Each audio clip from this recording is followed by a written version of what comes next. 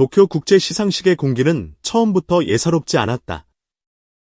해가 서서히 기울며 도시의 유리벽은 노을빛을 받아 붉게 달아올랐고 레드카펫의 끝에서 시작된 미세한 떨림은 마치 거대한 파도의 전조처럼 무대 뒤편으로 번져갔다. 조명은 낮아지고 눈물은 번졌다. 바로 그 문장을 현실로 만들 사람의 이름이 천천히 호명되었다. 김영빈. 일본 관객에게는 아직 낯선 이름. 그러나 그가 걸어 나오는 순간 소리는 사라지고 숨이 커졌다. 무대 담당 PD의 무전기는 숨가쁘게 깜박였고 연출진의 시선은 악보의 쉼표처럼 길게 이어졌다. 그때 마이크 끝에 가다한 한마디가 공기를 가볍게 절단했다. 괜찮습니다. 오늘은 노래가 모든 걸 말해줄 겁니다. 주문처럼 번진 그 문장은 무대 위 5분의 미래를 예고하는 비밀 암호가 되었고 객석의 웅성거림은 서서히 밀물처럼 빠져나가 정적의 바닥을 드러냈다. 누구나 설득을 원했지만 그는 타협 대신 고백을 택했다. 일본 대중에게 익숙한 선율로 가자는 제안을 부드럽게 거절하며 그는 말했다. 한국의 노래로 인사드리고 싶습니다. 어머니가 건네준 숨과 제가 살아온 굴곡을 함께 들려드리겠습니다. 그 대답은 용기였고 동시에 책임이었다. 한 사람의 음악이 한 도시의 밤에 이름을 남길 수 있는가? 트로트라는 장르가 번역 이전의 진심으로 국경을 넘을 수 있는가? 질문이 무대의 천장에 매달려 흔들렸다. 그리고 막이 올라갔다. 낮게 깔리는 북의 울림은 심장의 박동을 흉내내며 공간을 넓혔고 새왕을 닮은 따뜻한 관악의 숨결이 공중을 스치며 길을 닦았다. 그러나 중심은 흔들리지 않았다. 김영빈이 첫 뜸을 꺼내는 순간 마치 오래된 우물에서 물을 길어 올리는 듯한 깊은 호흡이 객석을 통과했다. 낮게 출발한 목청이 결을 잃지 않은 채 떨리며 나아갔고 막 울음을 터뜨릴 듯한 위험과 끝내 무너지지 않는 균형이 같은 자리에서 손을 맞잡았다. 일본 관객은 함성보다 침묵으로 듣는 법을 안다. 그들은 조용히, 그러나 더 깊게 고개를 들었다. 가사를 모르는 이들도 노랫말 위를 흐르는 사람의 결을 이해하기 시작했다. 기쁨 앞에서 먼저 불러본 슬픔의 이름, 그 슬픔이 타인에게 손을 내밀 때 생기는 체온, 언어를 건너뛰는 마음의 문법이 객석 곳곳에 번졌다. 평론가의 펜은 공중에서 멈췄고 손수건이 입술을 가린 채 젖어들었다. 그 조용한 흔들림이 첫 번째 파동이었다. 두 번째 연으로 넘어가자 카메라는 그의 눈동자를 크게 끌어당겼다. 유리처럼 맑은 겨울의 색, 비장하지 않지만 성스럽고 격정적이진 않지만 미친 듯 뜨겁다. 그는 감정을 기술로 조립하지 않았다. 대신 감정의 결을 믿었다. 올라서는 음마다 시선의 각도와 고개들은 타이밍이 정확하게 합을 이루었고 그 정교한 자연스러움이 객석의 호흡과 잠깐씩 포개졌다 떨어지기를 반복했다. 셋째 분의 문턱에서 어깨가 여기저기서 흔들렸다. 도쿄로 올라와 야근을 반복하는 신입사원은 입술을 깨물며 가족의 식탁을 떠올렸고 편의점 사장은 카운터 너머로 흘러오던 라디오의 오래된 겨울 냄새를 떠올렸다. 유학생은 사투리처럼 뜨거운 고향의 방언을, 중년의 가장은 어릴 적 아버지가 휘파람으로 흉내내던 음계를 기억해냈다. 같은 노랫말 위에 각자의 장면이 겹쳐지면서 무대와 객석 사이엔 보이지 않는 다리가 걸렸다. 넷째 분, 현악은 숨을 죽였고 북은 반 박자 늦게 심장을 쳤다. 시간의 고개가 낮아질수록 목소리는 오히려 깊어졌다. 김영빈은 한 음을 길게 끌었다. 그 음이 장내의 물살을 타고 객석 가장자리까지 헤엄쳐 닿는 동안 수만 개의 가슴은 같은 높이로 떨렸다. 목에 핏대가 서지 않았는데도 무너지는 표정들이 있었다. 거칠게 몰아붙이지 않고도 전신을 적시는 파도가 있을 수 있음을 그는 과장 대신 정직함으로 증명했다. 그리고 다섯 번째 분, 조명은 더 낮아지고 목소리는 바닥을 스치듯 낮아졌다가 서서히 떠올랐다.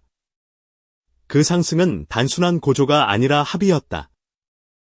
마음의 등을 펴고 다시 세상을 마주보겠다는 다짐, 버틴다는 단어가 도끼가 아닌 연대라는 사실, 누군가의 어깨를 잡아주는 힘이 무릎을 굽혀 같은 눈높이에 선다는 정직함을 의미한다는 것을 한음으로 설명했다. 그때였다.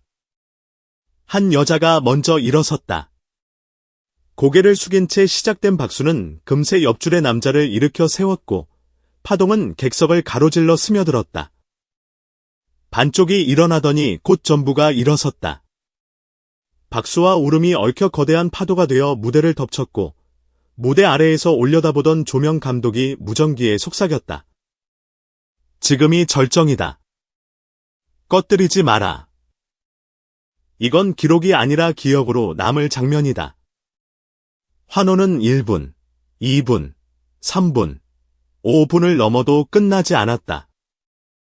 카메라 감독이 손목시계를 힐끔 보며 렌즈를 더 당겼고 김영빈은 끝내 그 장면을 정면으로 오래 보지 못했다. 그는 고개를 살짝 숙였다가 다시 들면서 한 사람씩 시선을 걸어두었다. 고맙습니다. 소리 없는 입모양이 조용히 맺혔고 객석의 눈물은 그의 눈을 통해 다시 객석으로 되돌아갔다. 그 왕복의 시간 동안 음악은 단순한 공연이 아니라 사람과 사람이 서로를 다시 사람으로 만드는 의식이 되었다.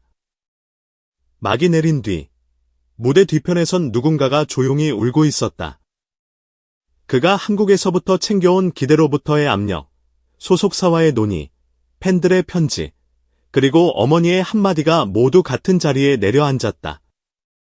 힘들면 내려와라. 우리는 내 노래가 무엇인지 이미 알고 있으니까.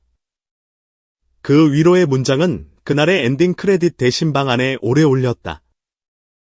동시에 바깥 세계는 속보를 돌렸다. 한국의 가수 김영빈, 5분 만의 기립과 눈물. 다음 날 아침, 출근길 지하철 화면은 전날 밤의 절정을 반복 재생했고 포털의 상단을 낯선 이름이 장식했다. 댓글은 서로 다른 언어로 같은 장면을 이야기했다.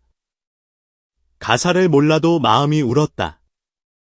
오랜만에 음악이 사람을 안았다. 아버지가 좋아하던 음색이었다. 데이터가 아니라 눈물이 증거라는 문장은 밤새 팬카페와 커뮤니티를 건너며 퍼졌다. 누군가는 현장 직캠을 올렸고 누군가는 번역한 기사와 캡처를 붙였다. 한 평론지는 사설로 이렇게 썼다. 김영빈은 장르가 아니라 마음의 문법을 들고 왔다. 그래서 우리는 이해하기 전에 먼저 울었다.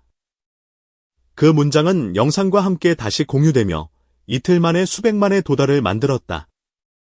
초대장은 더 많아졌지만 그는 스케줄을 조정하며 지역 공연과 소극장 콘서트를 벌이지 않았다. 거대한 체육관이 주는 전율과 동네 공연장의 조명이 가진 체온을 같은 저울에 올려 균형을 맞추려 했다. 라디오 DJ가 물었다. 어젯밤 장면을 무엇이라 부르고 싶나요? 그는 잠시 생각하다 답했다. 노래가 사람을 다시 사람으로 만드는 순간. 그 한 문장은 다시 수많은 입술을 통해 퍼져나갔고 다시 수많은 귀로 돌아왔다. 무대의 뒷이야기는 길었지만 결론은 단순했다. 좋은 마음은 좋은 마음을 부른다. 기술은 정직함을 만날 때 더 따뜻해진다. 일본의 연출진은 감사 인사에 이렇게 답장을 보냈다. 당신이 가져온 정직함 앞에서 우리는 기술을 잠시 놓았습니다. 그리고 그 기술을 다시 주워 들었을 때 무대는 더 따뜻해져 있었습니다.